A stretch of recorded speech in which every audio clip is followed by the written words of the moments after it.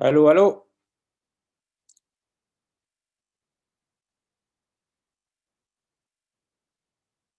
Vous m'entendez tous là? Oui. Okay, alors donc, so we are now going to start the session 5 about big data. I remind you that each of the presentation is scheduled for 15 minutes, then 5 minutes of questions.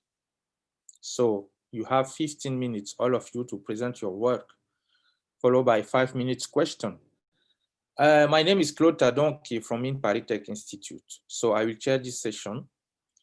We will start now with the presentation entitled Big Data Architecture Benchmark for Forecasting Electricity Consumption by Huda Daki, Asma El Anani, and Anan Wanan. So I guess the presenter is Huda Daki. So you can go on, Mr. Daki. 15 minutes.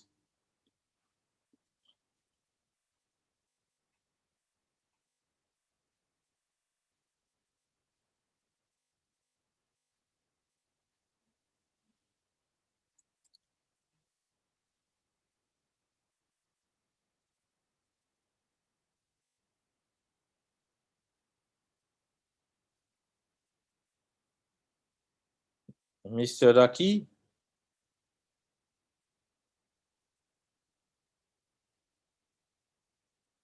Allô, allô?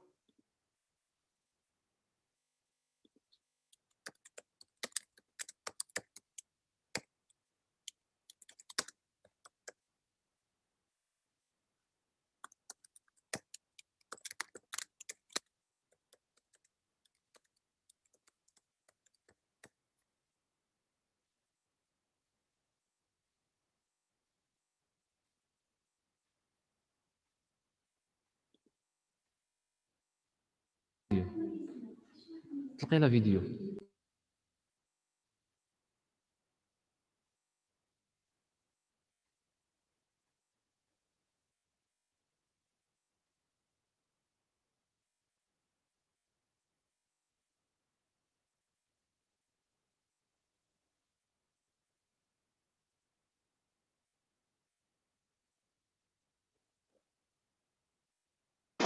Hello everyone, my name is Huda Daki and I'm a PhD student, and today I have the pleasure to present you my work about Big Data Architecture's benchmark for forecasting electricity consumption.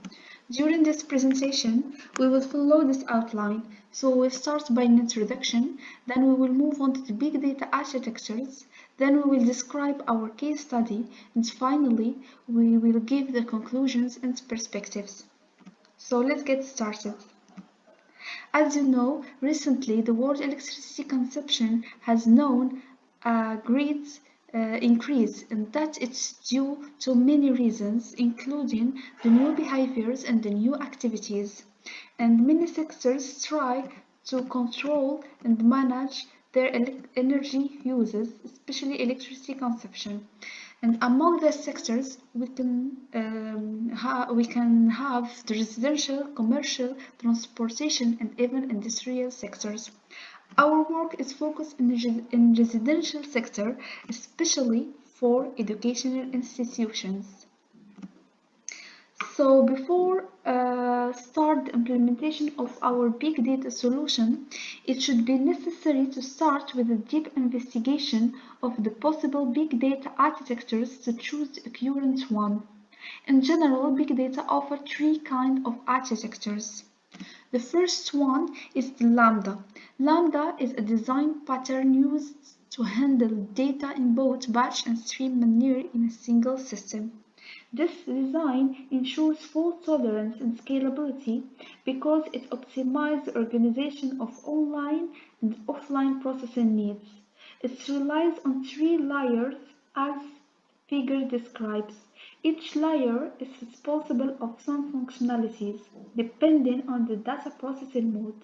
So we have the stream layer for real-time processing, the batch layer for batch processing, and also the server layer which manages the results of the batch and stream views. The second architecture is Kappa. Kappa comes to overcome the Lambda architecture limitation, especially when we deal with the real-time processing.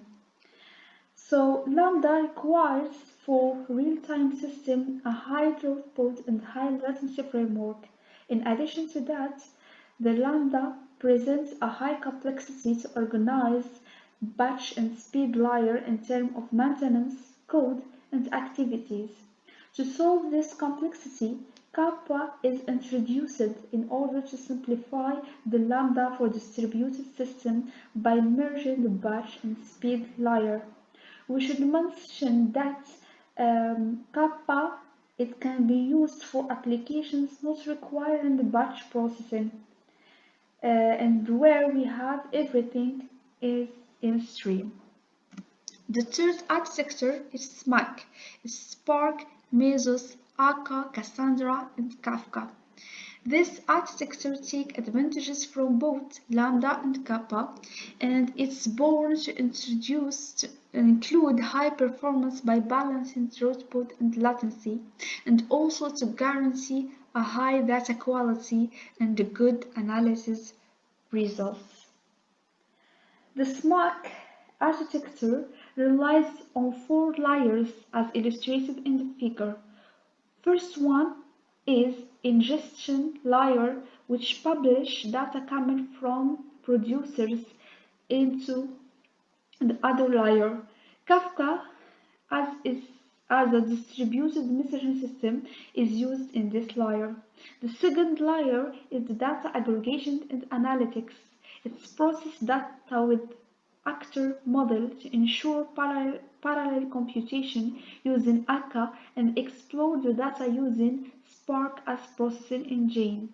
The final layer is the storage layer, which persists the data into NoSQL databases such as Cassandra. Smart architecture is able to process and collect stream data in real time. It guarantees fault tolerance and scalability and guarantees an optimal resource management using Mesos and reactive application with Akka. Here we have a table that gives a comparison between Lambda and SMAC.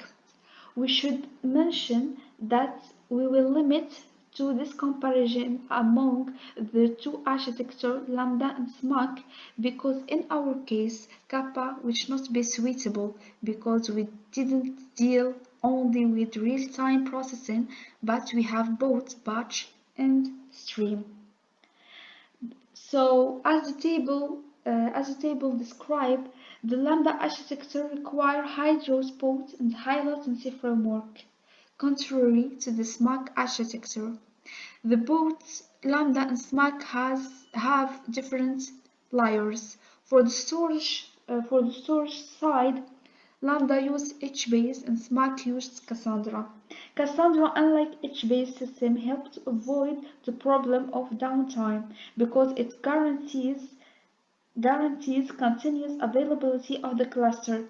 In addition to that, Cassandra is smartless, so automatically it doesn't have any points of failure contrarily to HBase which relies on master node to communicate with other server. Furthermore, HBase requires other tools to run, including Zookeeper and HDFS system, which is not the case in Cassandra. For the resource management side, Lambda use Yarn and SMAC use Mesos. So as you know, Mesos offers CPU and memory scheduling contrary to Yarn, which permits only memory scheduling. Furthermore, Mesos is non-monolithic scheduler, so it allows two-way process entity to determine the best resource for a common job, unlike Yarn, which is monolithic. For the analytics side, both can use Spark, so it have the same performance. Now let's move on to describe our case study. So the National School of Applied Science has decided to change its energy policy by developing a strategy to encourage local production and increase the share of renewable energies. That's why it will be powered by green energy using photovoltaic panel that will cover 40% of its electricity needs. But with this new approach, there is a challenge to manage overproduction of electricity because we can't inject electricity in the national electrical network, and also we can't store the surplus because it's expensive. So the solution is to produce exactly what we will consume. For that reason, we should predict our consumption and to have the same in the production. So we propose this solution to manage this system. First of all, we will have the data acquisition system to collect data. We have three kind of data: structured, semi-structured, and unstructured. Then we will manage the integration of this data using connectors and some custom APIs. Then we will store this data using NoSQL data models. Finally, we will process and analyze data in both batch and stream analytic. So now let's move on to choose the architecture that will be suitable for implementing this system. So here we list our case study requirements related to the architectural, storage, resource management, and analytic. So the system must guarantee batch and speed processing, scalability and fault tolerance, and online and offline needs. In addition to that, it should be flexible and easy to model. It should be also secure and available when we need to get or store data. The scheduler must be good and must be able to optimize the CPU, memory, and other resource management. For analytic, it should be fast to execute to meet real-time processing. It should also have in-memory processing to reduce the execution. So according to our system requirements, the proposed big data architecture should collect and analyze all data with high impacts on National School of Applied Science energy consumption. And to handle all these requirements, we will choose the SMART architecture. So using this architecture in the storage side, we will use Cassandra, which is helpful to avoid downtime. It's also masterless, which makes it secure. It doesn't need any installation of other tools, for example, Zookeeper or HDFS. And also it's more efficient in writes, which is our case because we write more data than we read, so Cassandra will be efficient. In the resource management side, we will use Mesos, which is monolithic and also will give us the possibility to manage the CPU and memory. Now we choose the architecture, so we should implement our solution. As you can see, we have three nodes. All these three nodes have the same configuration. We have a node that is the master and two nodes which are the slaves.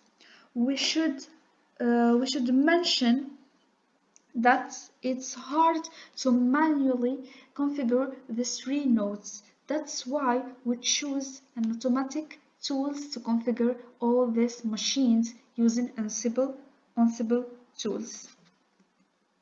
Here we have a global view of our solution. As you can see, we will collect structured data, which will include planning and equipment feature.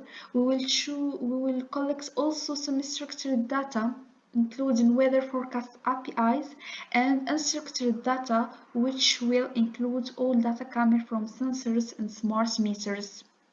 All this data is integrated using connectors and APIs and will be pushed to the Kafka that will push also the data for analytics using Spark with its three libraries, batch stream and machine learning library. After that, we will store and persist the data in Cassandra using Spark Cassandra connector. Mesos and Akka will be helpful because they will manage resource management and also the parallel computation. Here we also describe our machine learning process. So in this machine learning process, we will use the tree library of Spark, and we will start by extracting the data. Then we will choose the model. We will run and save this model. Then we will apply it to the streaming data. We should mention that we will rerun this machine learning process every time to make our model optimal. Here we are in the conclusion and perspectives. So here we proposed a big data solution for electrical energy consumption prediction in an educational institution based on SMART architecture in all big data steps: collection, integration, storage, and analytic. For perspective, we will develop a model that will be applied, trained, and tested and improved according to our system. So thank you for your listening, and if you have any question, don't hesitate. Thank you. Thank you very much, Mrs. Daki. So we have time for one or two questions. Please, you can ask directly by muting on your micro or writing it in the chat.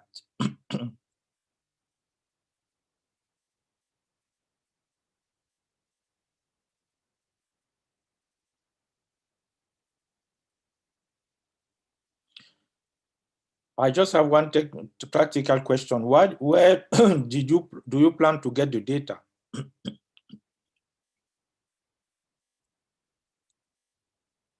Hello.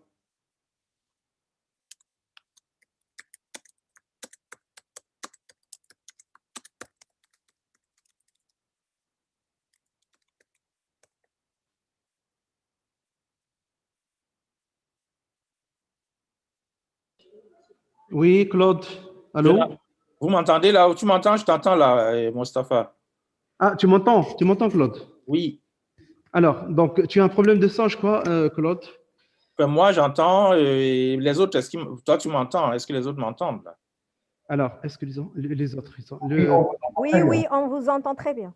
Okay, donc je disais, no, sorry. I was saying that we have time for questions. So I asked one question: where do you plan to get the data? I think that someone asked the same one about collecting the data through the internet. So what is your answer about getting the data?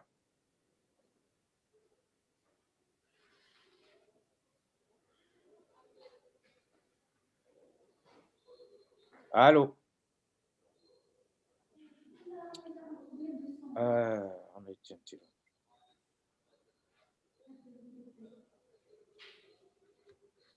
Allô, allô?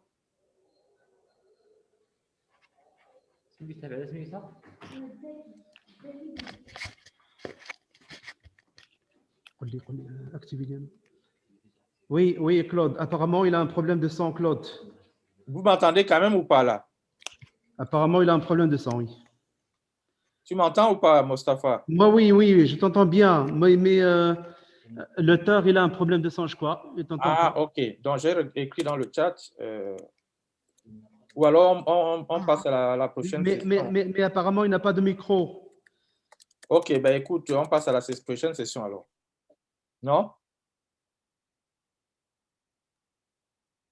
Alors, bon, on passe à... Due to this technical question, we move to the next talk by Laila Bouch, which is a joint work with Mostafa Asbak and Claude Adonki.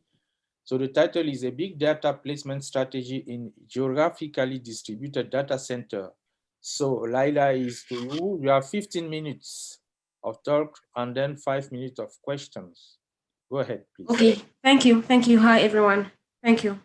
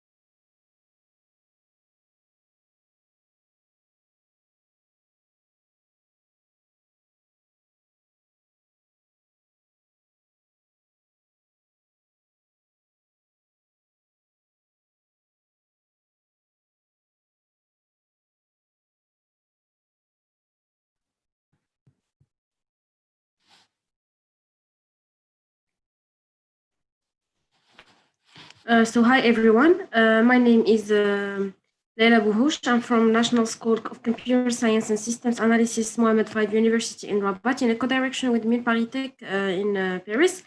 And today I will present the work I did with Professor Mostafa Asbak from NCS in Rabat and Professor Claude Adonki from Mines Paris in Paris. And our work is titled A Big Data Placement Strategy in Geographically Distributed Data Centers. Well, during the presentation, I will start with an introduction, followed by discussing some related work. After that, I will formalize our data placement model, then explain the proposed algorithm. Next, I will depict some experimental results to discuss, and finally, I will draw a conclusion and depict and indicate some future work. With the pervasiveness of big data characteristics, together with the expansion of geographically distributed data centers in the cloud computing context, processing large-scale distributed applications has become an essential issue. In fact, a single task might require several datasets that are spread over the cloud system. And since some datasets won't be available on the same node where its consumer task is assigned, well, a data movement will occur and the execution time of the task might be dominated by the cost of data migrations and exchanges. Moreover, this cost will be significant in a big data context.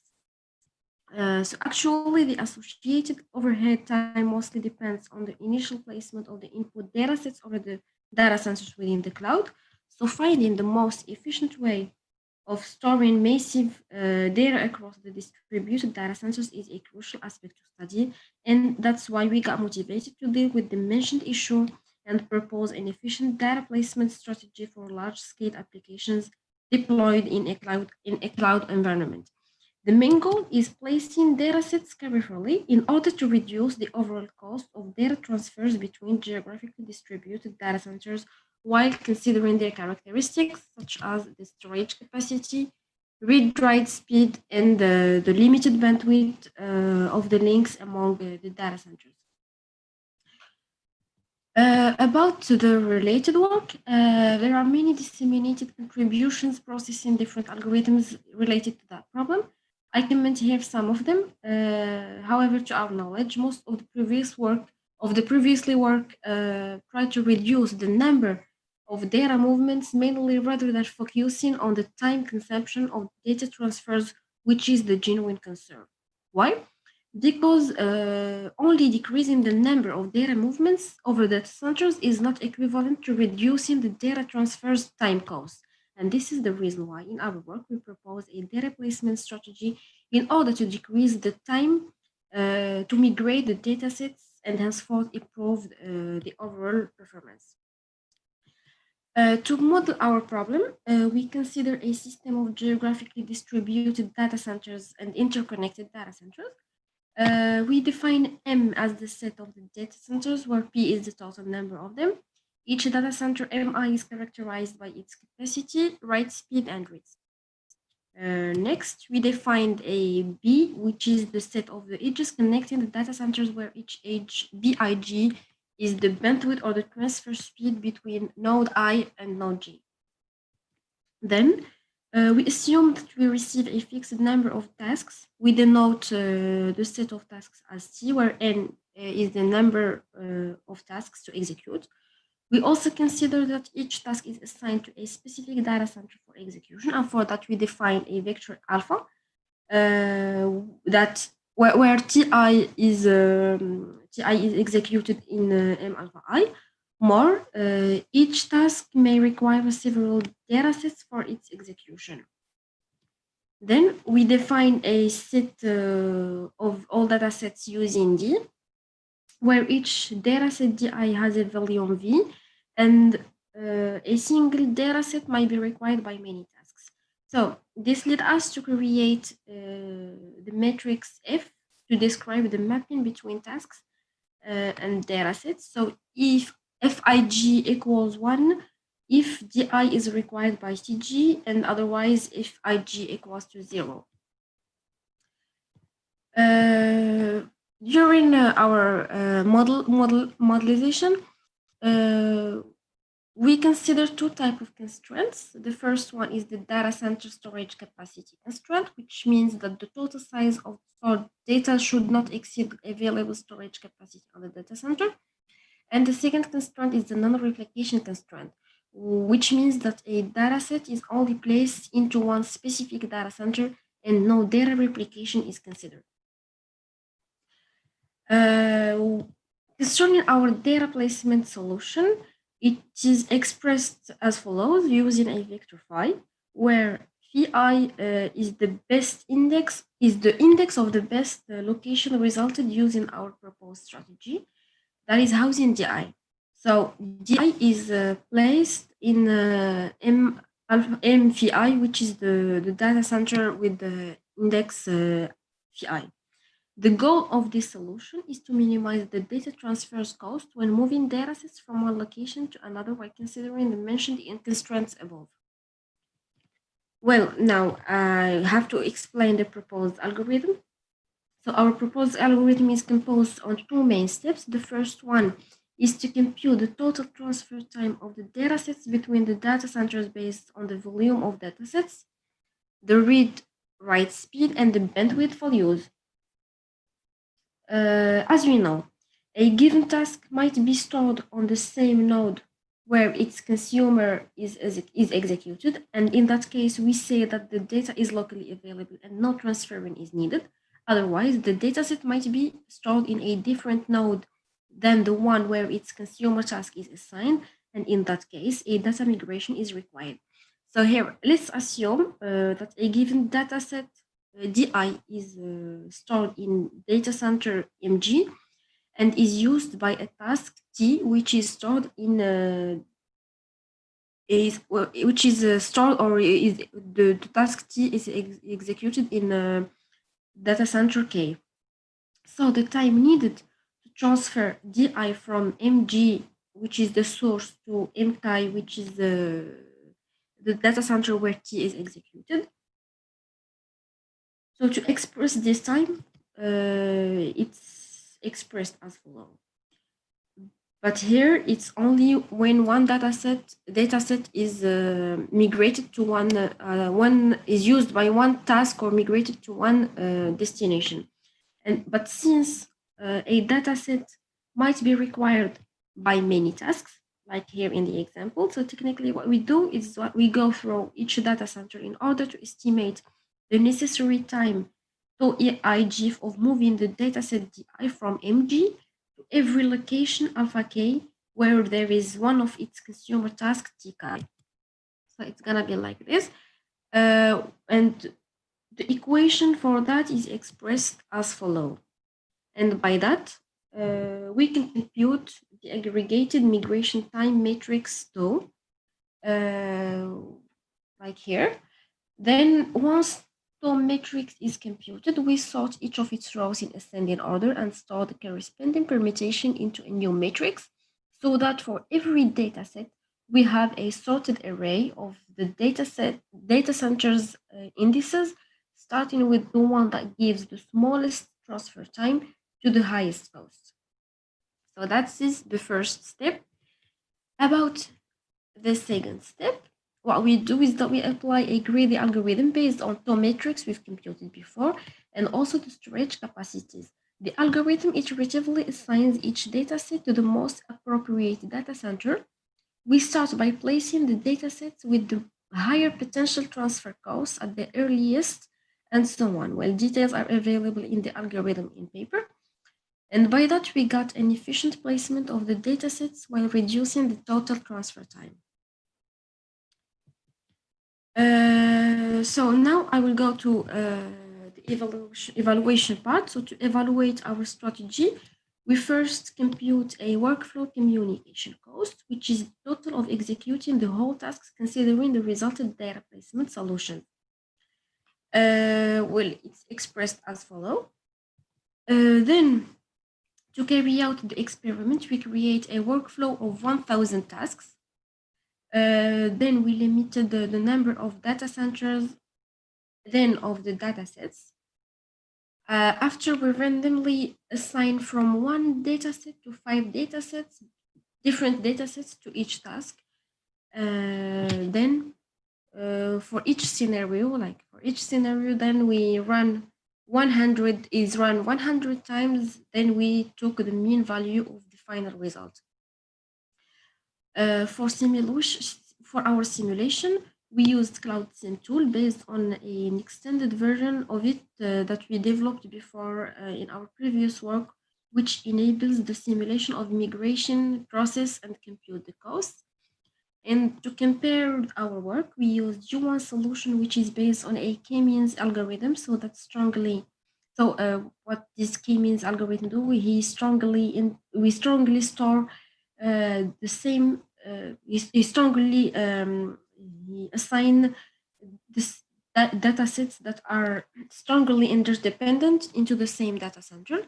And we also compare our study with a random strategy, which is based on a random assignment of the datasets to the data centers. Then we did 2 different experiments. Well, the first experiment, we set the number of data centers to 5, then 10, 15, 20, and finally 25. And we vary for each case the number of datasets from 5 to 100. Firstly, we can observe that by increasing the number of datasets, the workflow communication cost increases too.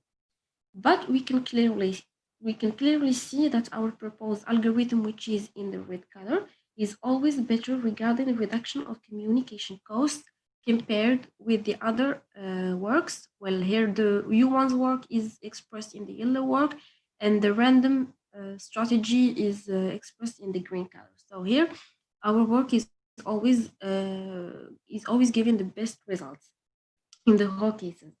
And moreover, the results we got show an increase in progress with more and more datasets.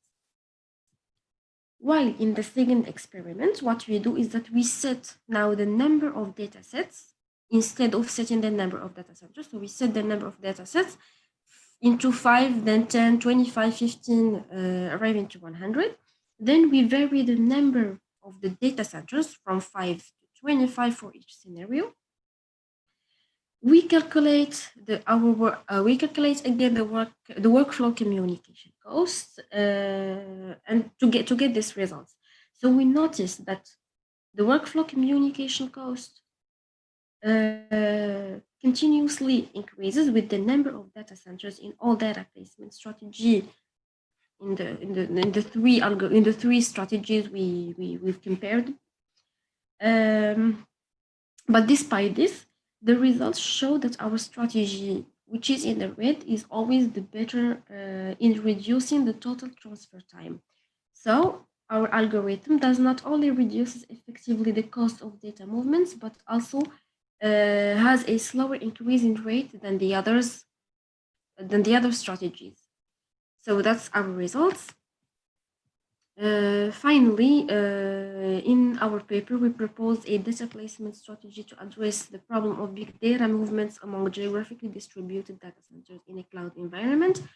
Our aim is to reduce the total cost of migrating data sets between data centers during the execution of the task. So what we do is that we propose an algorithm where we first create a matrix of data transfers cost, then we apply a greedy procedure to get the final assignment of the datasets to the data center.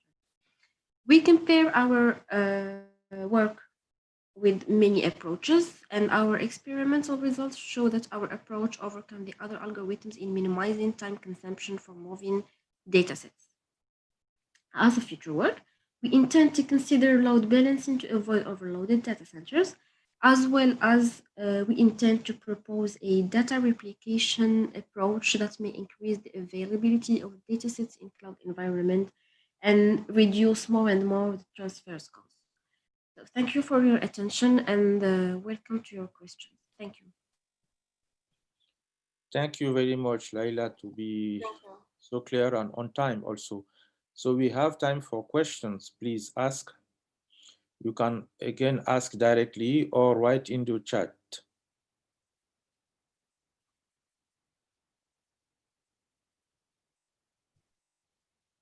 Hello, do you hear me?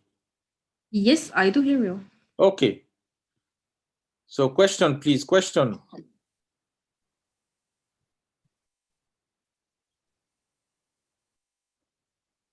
While waiting for a question, I just want to ask you, Laila, how do you plan to manage the load balancing? Dynamically or statically during the execution? Do you plan? No, I want to do it like we intend to do it dynamically by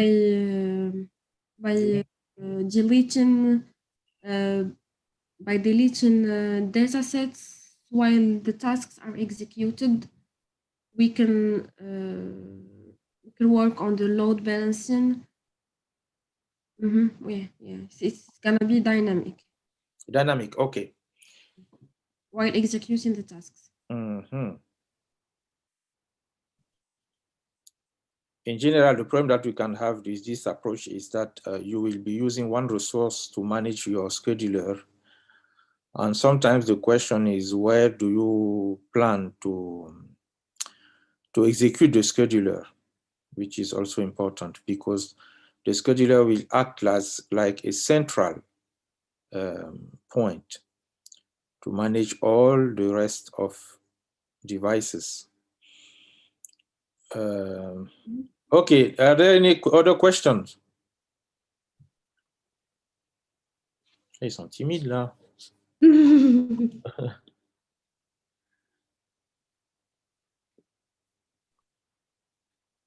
Okay. What about another question? What about fault tolerancy? Because we always assume that everything will work, but it might be that at some point one data center is off or unavailable.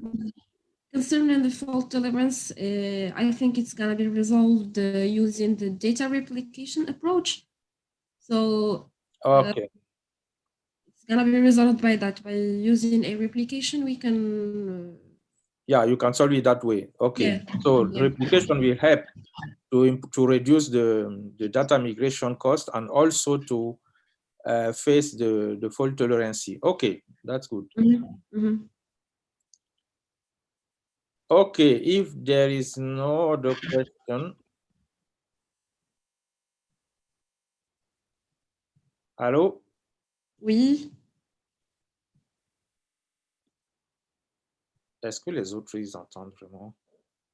Ah oui, je pense. Du moment que j'y arrive.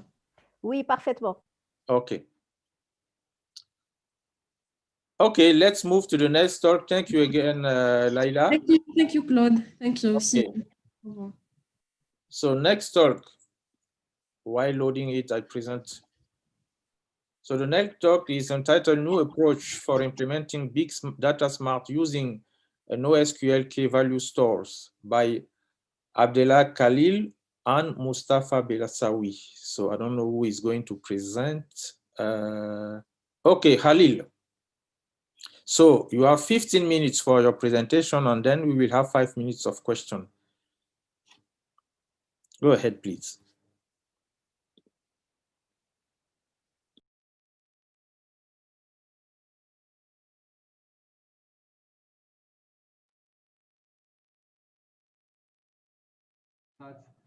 My interest in research focuses on business intelligence, big data, and distributed. His work is accomplished by me and Professor Mustafa Belaisawi, a professor of computer science at University Hassan I of Sittas.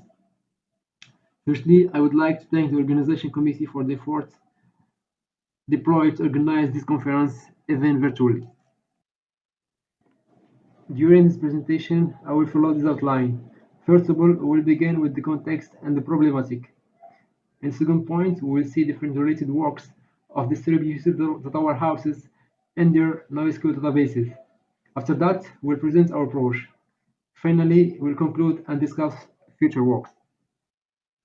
Before we dig deeper, let's begin with some definitions. A data mart, what is it? A data mart is a condensed version of a data warehouse, and it is designed for use by a specific department, unit, or set of users in an organization. For example, marketing, sales, human resources, or finance. It is often controlled by a single department in an organization. Data mart usually draws data from only a few sources compared to a data warehouse, and it is smaller in size and are more flexible. The OLAP schema is the core component of data marts and business intelligence in general. It is a logical structure which defines two essential concepts: fact and dimensions. A fact is the subject to be analyzed, and it is concept relevant to the decision-making process. The fact is considered as the central component of OLAP schema. It contains measures or metrics of a business process. Measures are often numeric, to be aggregated by dimension attributes. A dimension represents the axis of analyzing measures. It is composed of attributes that are typically textual and used in restriction clauses. Following are three sheet types of OLAP schema, each having its unique advantage and differ in terms of structure. The star schema is the simplest style of the data mart schema, and it is the approach mostly used to develop data warehouses and dimensional data marts. The star schema consists of one or more fact tables referencing any number of dimension tables. The snowflake schema is a variant of the star schema in which dimensions are normalized. Finally, in constellation schema, dimension tables are shared by many fact tables.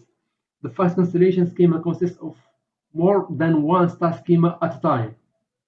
Typically, the concept of the mart is platform independent, but in practice, current solutions in markets rely very heavily on relational databases, which is commonly known as a roll-up technique.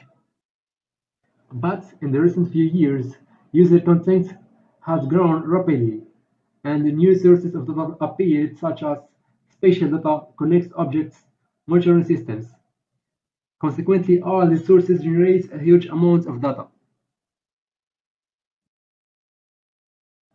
So data is becoming unstructured and very challenging to SQL technologies, and the argument to use other database management systems comes to the fore. To deal with this problem, we propose a new approach to implement distributed data warehouse. This technique is based on NoSQL technology. The idea here is to map the OLAP schema to logical models under one of the most popular and less complicated NoSQL-oriented database, namely Key-Value Store. For this concern, we propose three data models. We name these models Flat Logical Model, Star Hierarchical Logical Model, and finally Snow Hierarchical Logical Model. With the advent of NoSQL technology, several researchers were interested in their use in the context of decision-making information systems, especially in the design and implementation of big data warehouses. A lot of work have been done to implement distributed data warehouse within column, graph, or document-oriented databases. Taking into account that key-value model is widely used for storing and retrieving big data, it does not have, to our knowledge, any existing work that discussed its eventual use in the context of decision support systems. And that is the scope of our presentation. As we have said previously, we propose three logical models to map the OLAP schema to key-value store. In the first model, facts and associated dimensions are stored jointly in the same table at the same level using embedded record. The key part contains the facts ID and the value part contains measures and subordinate dimensions. In the second model, facts and dimensions are stored in separate key-value pair and are linked with a parent-child relationship. The fact is transformed to a key-value pair. The key represents the fact ID and the value contains measures. A dimension is mapped to a child key-value pair where the key stores dimension ID and the value contains dimension attributes and foreign keys referencing the parent table.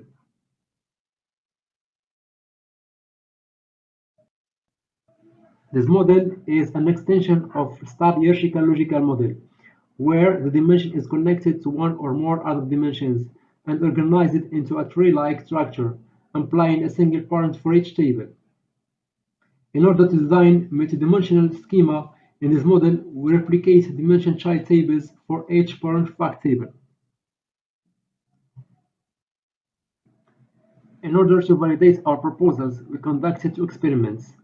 The first one calculates storage space consumed for the three models we discussed previously in two scale factors. The source of our data sources is a benchmark generator in the form of Java application. A fork of this project is available on GitHub. The second one evaluates query performance by model using datasets with two scale factors and queries involving gradually more dimensions. We use Hive query language to run queries on Oracle NoSQL database.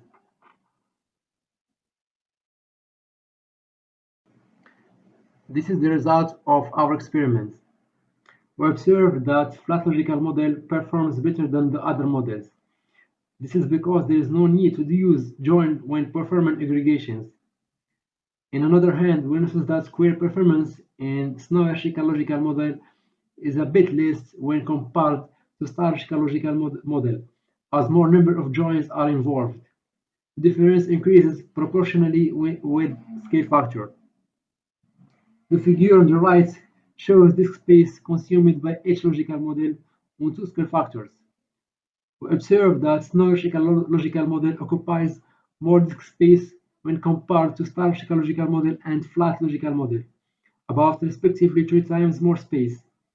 Due to high data redundancy, we retain that flat logical model offers optimal disk space.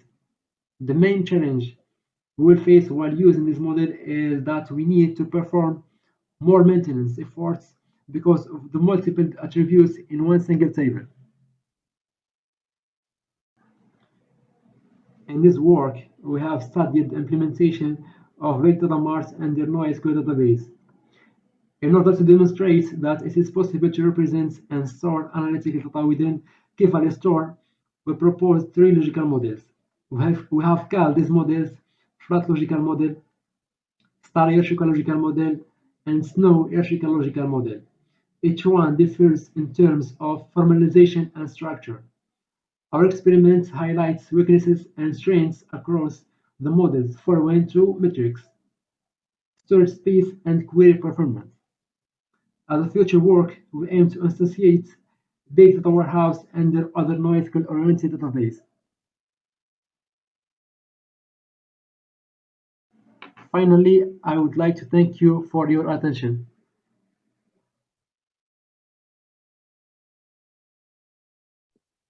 Okay, thank you, Khalil. We have time for a couple of questions. Please feel free to ask. Let me see.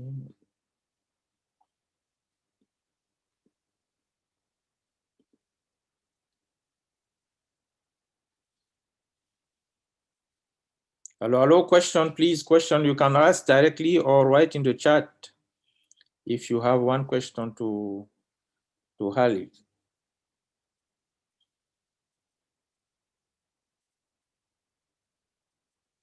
Khalil, I just have one quick question. I didn't see how you compare yourself with other approaches. If you can say in one word, what is the main advantage of your approach compared to the others? To our knowledge, there is no approach that model. Can you hear me? Yes. In here, there is no existing work that implements data marts and their NoSQL key value store. There is a precedent or an existing work that implements big data marts and their for example, column-oriented database or document-oriented database. Our main goal is to demonstrate that it is possible to implement. Okay. So your approach is original. So there is no existing work that highlights the possible implementation of data marts and their key value store. Okay, I understand. Okay. So your approach is original. So thank you very much. And congratulations for that. Is there any other question?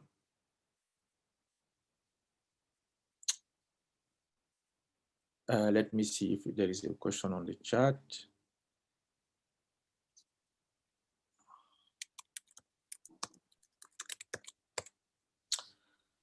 Okay, otherwise then let's move to the next talk. Thank you very much, Khalil, again. Welcome. Okay, so now we move to the next talk entitled Big Data for Sustainability, a Qualitative Analysis by Wael El Hilali. Yes, I'm here. Thank you very much. I'm going to share my screen if you don't mind. No, yeah, sure. So you have 15 minutes. Okay. And 5 minutes of questions, but we can arrange if it's necessary.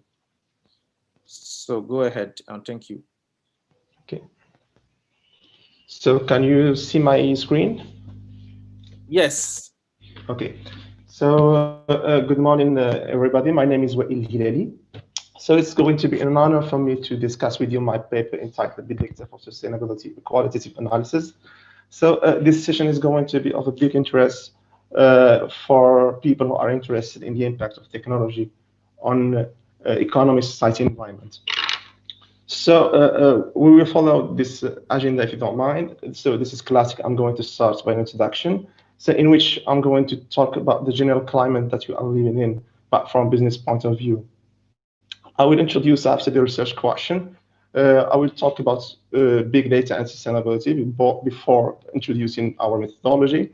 I will share with you our results, and I will discuss with you these results before concluding. So let's start. So as you know, ladies and gentlemen, times are rough, times are difficult. Any industry is at the mercy of any cutting-edge technology that can disrupt an entire industry. Companies are also living in a bloody and a furious competitive environment and a red ocean environment, making any attempt to grow or to sustain a competitive advantage a very difficult goal and task to achieve. Customers also are becoming very demanding in the digital era. In fact, any bad experience could go viral and harm an already established brand image. So we also should bear in mind that we are living in a world where resources are very scarce. So all of that is for saying that the way business is done nowadays must change. So it is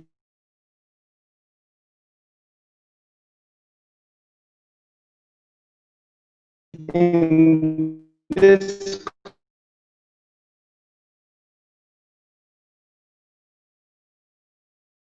big data, the fuel of the digital economy, is one of the biggest buzzwords in tech that changed and transformed business culture.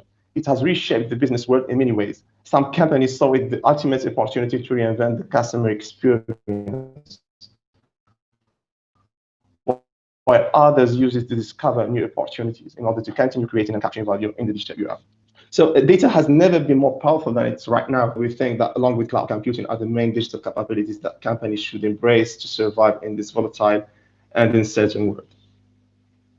So the main question that we will try to answer during these minutes is how big data could help companies to embrace sustainability and enhance its commitment to this mindset.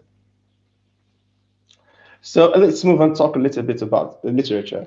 So data has been around us for a long time. In itself, it's not a new invention. Using the right data to extract the right information is what matters, in fact. So big data means that data is too big and too fast and too hard for existing tools to process. And this concept is popularly characterized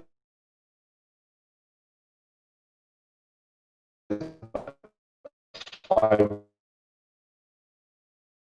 potential of big data requires companies to craft a data strategy.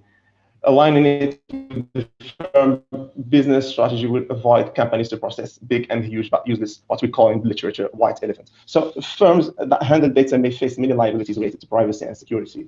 Companies should protect this valuable asset by investing in data governance.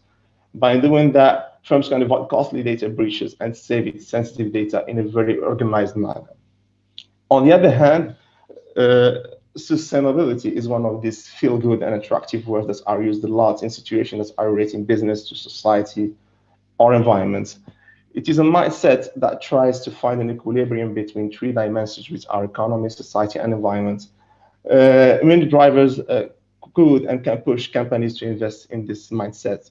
So a survey done by the United Nations in 2010, showed that most important drivers are brand, trust and reputation, potential for revenue growth and cost reduction, personal motivation, and customer demand.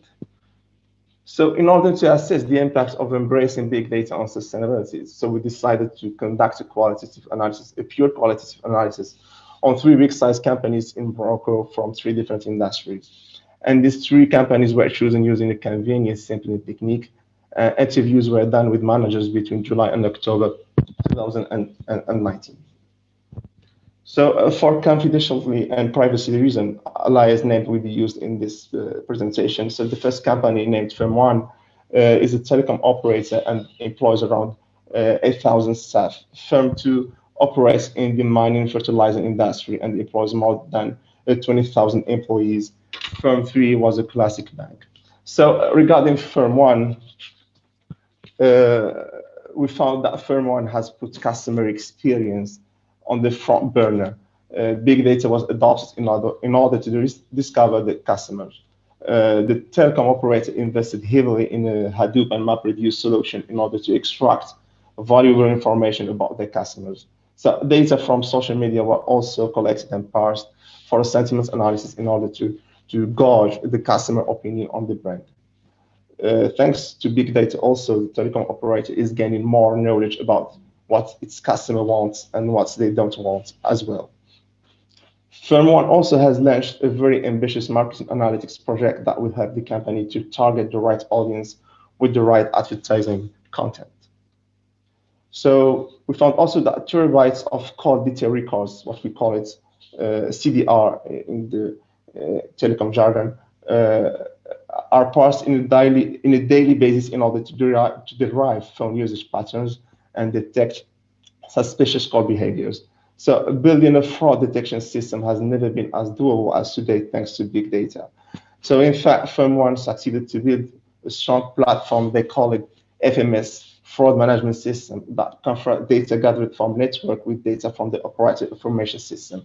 So any inconsistency is caught and analyzed in real-time basis to detect and stop any fraud or attempted fraud. So moreover, Firm1 is also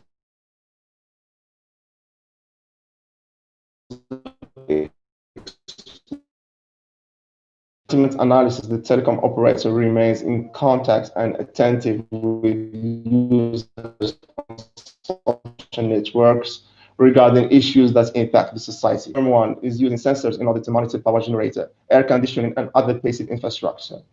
Predicting their failure in advance is an essential ingredient of remote management for Firm1. The sensors are also used by the telecom operator to monitor its carbon footprint. So regarding Firm2, and in order to increase its revenues, Firm 2 is betting on data to fuel the machine learning algorithms for more accuracy regarding its prediction models. So in fact, the firm is using historical data, satellite imagery, weather forecasts, and data collected from sensors in order to anticipate, foresee, and get well prepared for any future growth or shrink in consumption. In addition to that, and in order to distinguish itself from competition and to build a loyal customer base, Firm 2 has decided to share data and knowledge with their customers. Indeed, Firm 2 has put at the hand of its customers a digital access to valuable data and information that will help farmers to improve their daily activities. So by doing that, Firm 2 has created what we call a win-win situation that academics and practitioners also call shared value. Okay, and prediction maintenance also was one of the drivers that pushed the company to embrace big data. Big data solutions succeeded to offer Firm 2 all the means to collect, store, and analyze and process large amounts of data that indicate the condition of the equipment, such vibration, engine temperature, power consumption, and oil analysis datasets. So by doing that, not only the company succeeded in reducing maintenance costs, but it has reduced its environmental negative externalities as well. As regard to Firm 3, and same as Firm 1, the firm has invested heavily in a Hadoop and MapReduce solution to enhance their machine learning algorithms and fraud detection. So data is treated in a real-time basis in order to automatically identify characteristics of fraud. Embracing big data has helped our bank to improve its customer service to a great extent. In fact, Firm 3 is nowadays able to catch and detect any attempted fraud in real time instead of waiting for it to happen and taking steps to rectify the situation. Risk assessment was also enhanced thanks to the adoption of big data. So Firm 3 has been able to improve to the maximum its loan screening process by understanding the spending patterns through the processing of data. In the same manner as Firm 1, our bank is using sentiment analysis to gauge customer opinion about their brand, their products, and their services in an attempt to improve the customer experience. So currently, only posts, comments, or tweets in French are exploited, as a manager from Firm 3 affirmed to us. He said that unlike the French language, Arabic has many different dialects in Morocco, which makes sentiment analysis for Arabic more difficult and challenging task. So if you try to comment this result, we say that big data is one of the main drivers that have enabled companies to succeed in their digital transformation journeys, and it has helped firms to enhance the efficiency of existing processes and to discover new opportunities to invest in. And investigating in big data has helped the three companies' objects of this qualitative study to enhance their commitment to sustainability. So we found that all the three firms have increased their social impacts towards communities and have reduced their negative externalities, while still focusing on increasing their financial benefits and financial numbers. And we believe that both digital transformation and sustainability require radical change at the strategic level of companies. So we think that incorporating change regarding sustainability during a digital transformation is going to be the opportunity to change how business is done nowadays. So as conclusion, we believe that this paper is an attempt to enrich the literature about the business side of big data, okay? And with this qualitative study conducted on 3 big-sized companies in Morocco from 3 different industries, we concluded that the adoption of big data in the context of digital transformation has helped these 3 firms to boost their financial numbers, to increase their social impacts, and to reduce their environmental negative externalities. So we believe that this paper could be considered as a roadmap for a complementary quantitative and empirical study that will confirm our finding with empirical proof. So thank you very much for your listening. I'm here to answer any question. Only while. Okay. So question, please, question. So again, you can ask directly or write in the chat questions.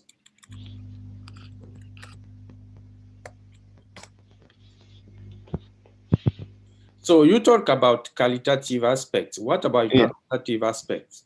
Yeah, we think that we should go to the field and do a survey with companies in order to see the real impact of big data on their sustainability commitments. So we are working on that, and we believe that we have found some drivers which are the IT skills, the managerial skills, the data culture, data-driven culture inside the company, and an IT business alignment strategies.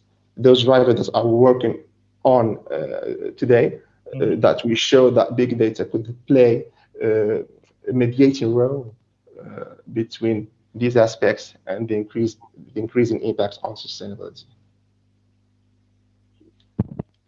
Okay, another question.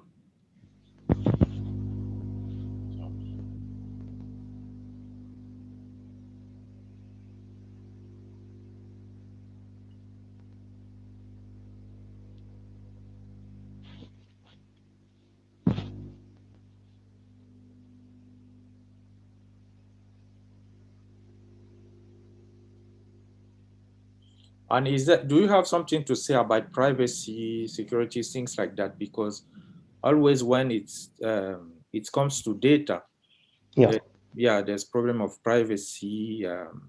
Yeah, we believe that companies should think about data strategy as a part of the digital strategy, okay, in the digital transformation journey. They have to change their mind and think that, and I will say that, behave with data as the main asset nowadays in the digital era.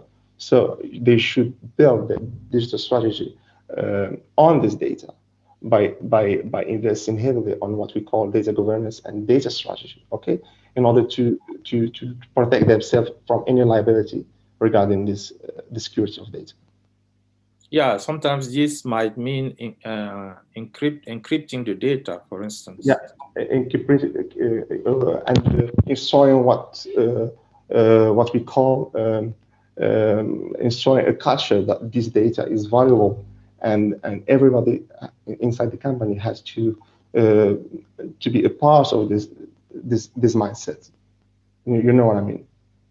It's alongside with encrypting and technical stuff.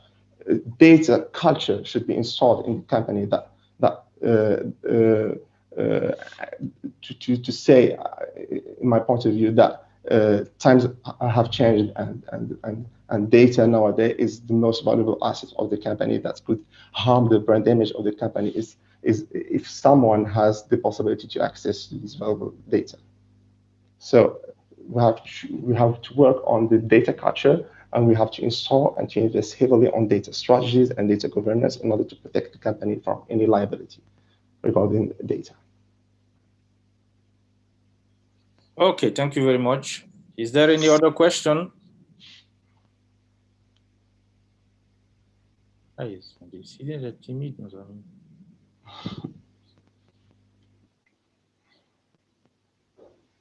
Question.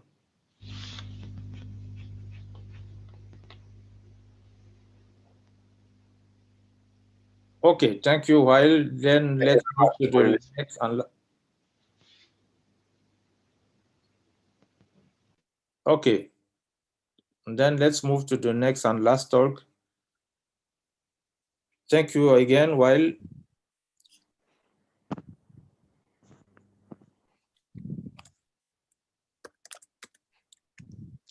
hello everyone, can you hear me? Yes. So the next talk is by Fatima Zahra, and the title is Bloom Filter and its variant for the optimization of MapReduce algorithm, a review. So again, you have 15 minutes and 5 minutes of questions. Go ahead, please. Okay.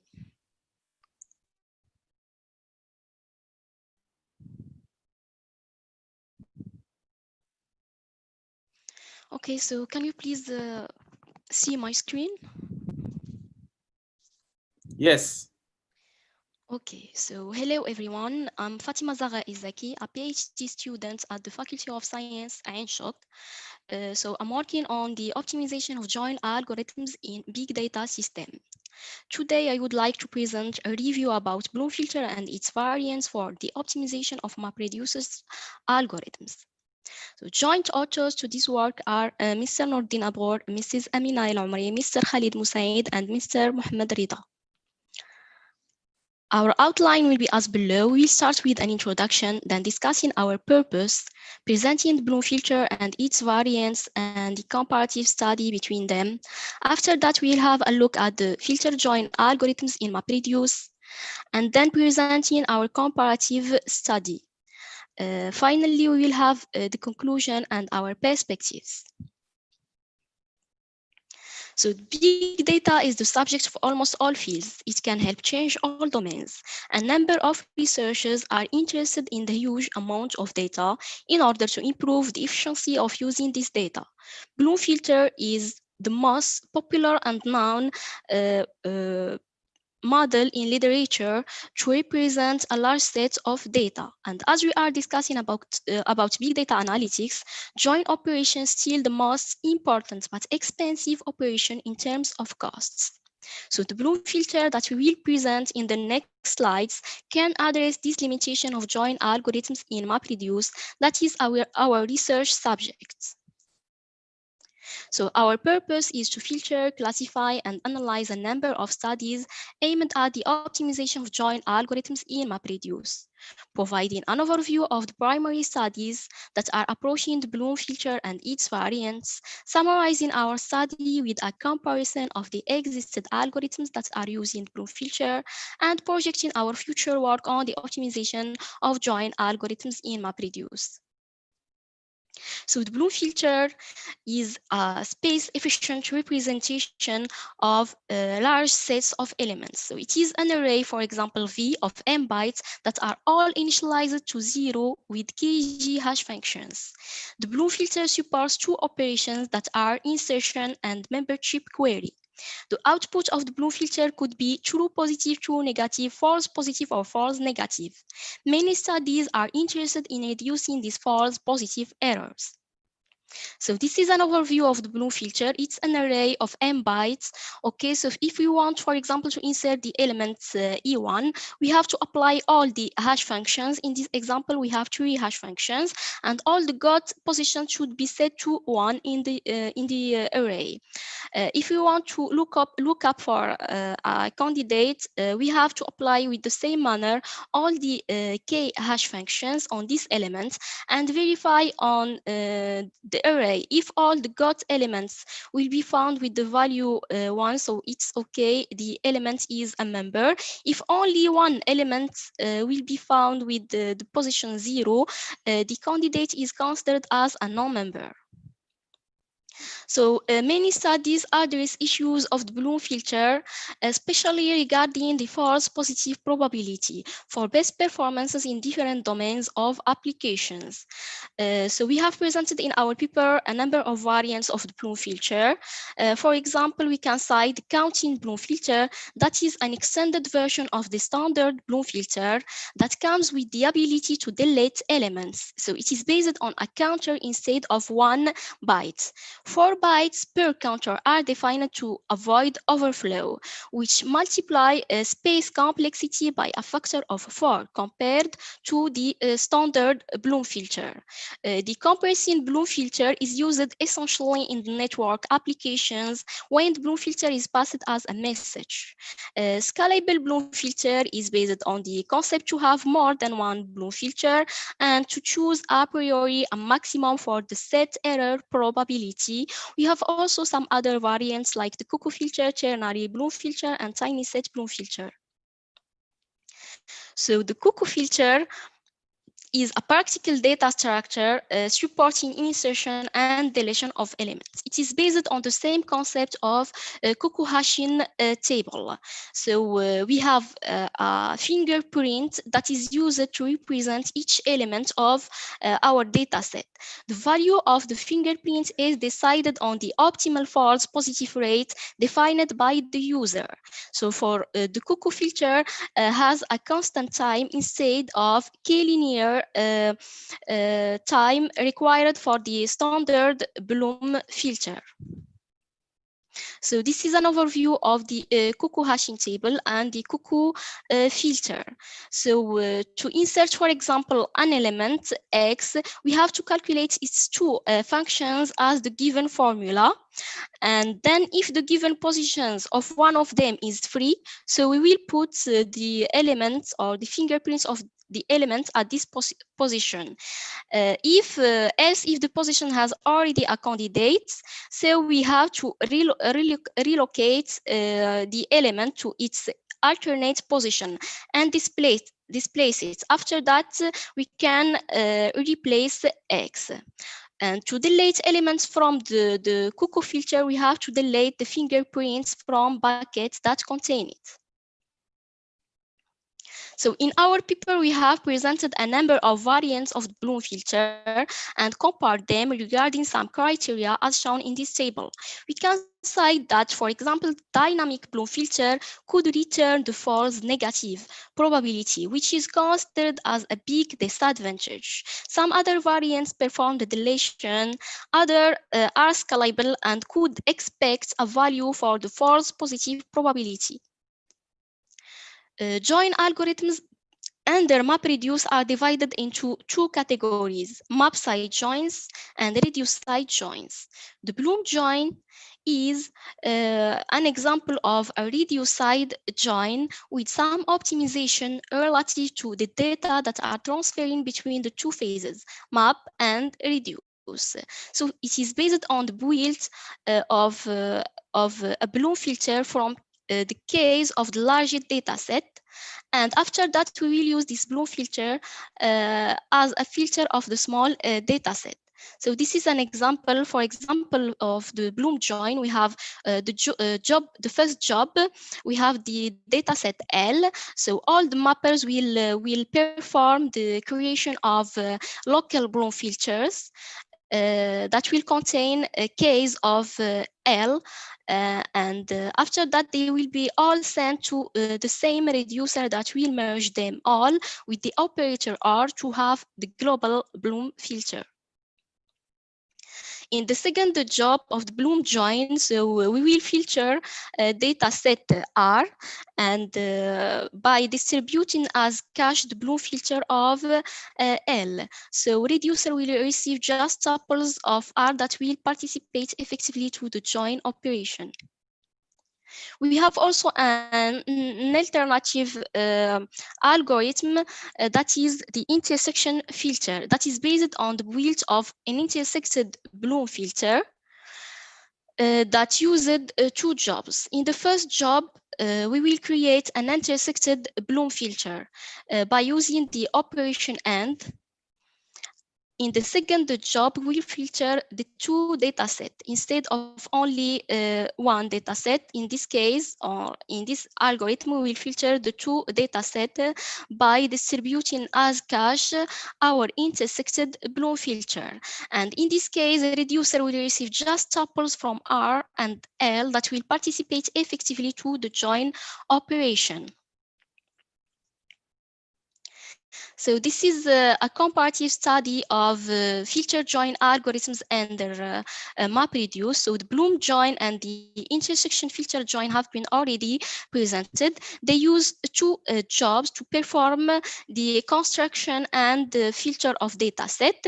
The Bloom join filter just one data set, but the intersection filter join filter the two data set. We have also an improved version of the Bloom join that use just one job instead of two for the creation and the filter of the data set. But as disadvantage, it needs the modification of Hadoop's configuration. We have also an extended version of the Bloom join improved that is threshold map filter join that uses also just one job and filter just one data set, but it needs the modification of Hadoop's configuration. And in addition, it could validate the performance of the used Bloom filter to have a user configured threshold. So Bloom filter that will not respect this threshold will be disabled. to conclude our study that has been focused on the probabilistic data structure, that is the Bloom filter. So Bloom filter is an efficient model, but it needs to perform its complexity algorithmic and its false positive rates, and this to minimize the costs and also avoid considering non-members as members of the Bloom filter to ensure the reliability of data. So this work has been for us as a comprehensive review for our future and direction work. So we can cite some perspectives. For example, we can perform some pretreatments on the data set to be joined, and this to decrease the cost of the input, output, and CPU. Also, we can use the extended versions of the standard Bloom filter that could be more efficient regarding the false positive probability, and extending our study to the multi-way join operation that is more complex and needs more than 2 data sets as inputs. So thank you for your attention.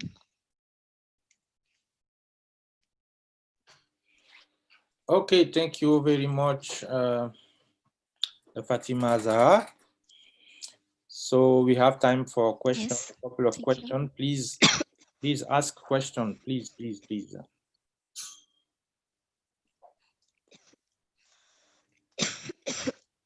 I'm seeing one question here. What advice will you give to a student who would like to work on this subject? Yes. Question by Suleiman. What advice will you give to a student would you like to work on this subject? Would you give to a student who would like to work on this subject? Just they can first read a lot of studies on this area and they try to compare the existed methods. And also the hard part in this area is the complexity algorithmic that should be done. If we will propose, for example, a new approach of join algorithm, we have to prove it by its complexity algorithmic. When you talk about, thank you, when you talk about complexity, don't you think that it's too theoretical? Because the most important will be the performance that you get from the program, from the implementation. Yes, we can do the theoretical, as you have said, of our work by computing costs, or we can implement algorithms and compare results. I guess the gut results will give us an idea of the best algorithm. Exactly. Another question, please.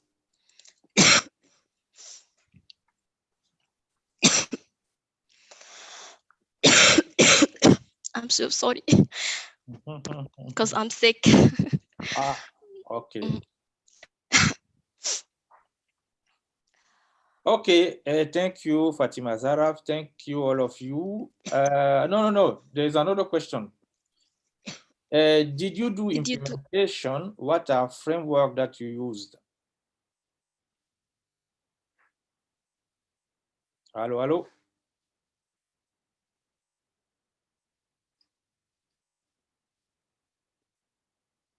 Hello?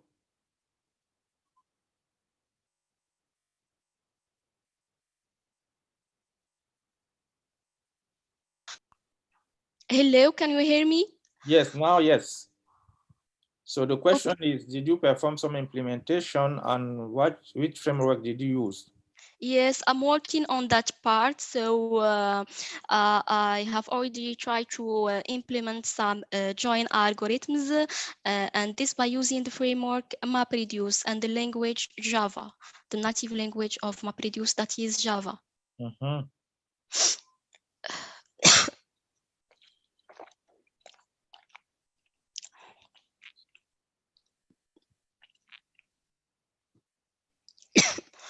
Okay, if there is no other question, thank you very much again, Fatima Zahra. Thank you, all of you, for joining. Thank you so much. Thank you. And see you on the next sessions, and have a nice evening.